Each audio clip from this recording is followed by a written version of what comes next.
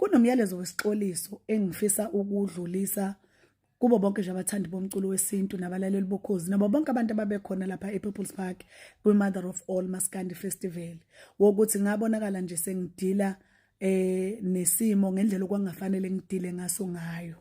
Ngiyaxolisa kakhulu, ayidlule ezulu, ayidlule ngani zakwethu. Ningakhohlwa ukungilandela enkundleni zokuxhumana ku TikTok Zimdollar 2021, ku Facebook ZimiPBL, Instagram ZimiPBL, kanti ku Twitter @ZimiPB1. Kanti Monday to Friday ngisuke ngikhona na kanjani kuhlelo ku Cozy FM Danki 12 to 3 ngingena ngo12 kuze ke kuyobumbana ihora lesithathu ngisuke ngihambisana no King Sifiso. Ngiyacela kakhulu ukuthi ke nisilandele kakhulu nizwe ukuthi ngabe seniphatheleni.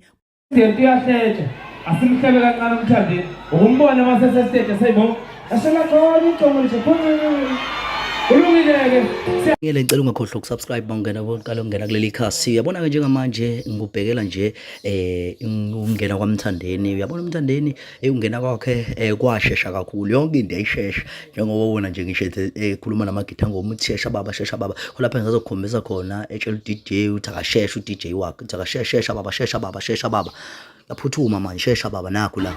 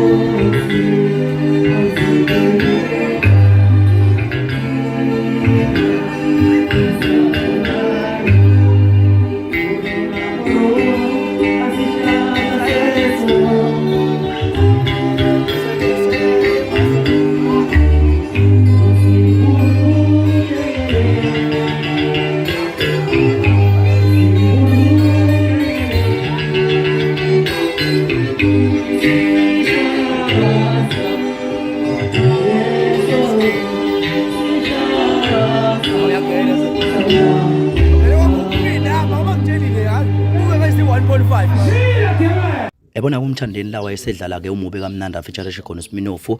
Niyazi ukuthi khona lento ebizwa ngecopyright, asikwazi ukufaka umusic womuntu la. So ngifuna nje ukukhombisa, uyabona abadlala nje umubi kaMnandi kwathi kusenjalo bengawuqeda nje uqedawu kwabe kusondela insizwa ukuthiwa uncushela yabe sizomtshela ukuthi indoda seziyakhala.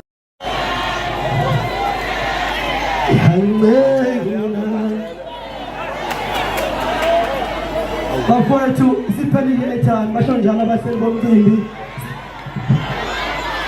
Kusek sanibonani, sifuna ukuntanda uma ningahlali, sifuna ukuntanda ukuthi kwenzakeni. Sicelile ukuthi isikhathi ebenikezwe uMthandeni hayi manje beyaniphatha umoya shona phansi kwamaphumulo njengamanje ezekhalaha ubheke ihome woza DJ ubheke ihome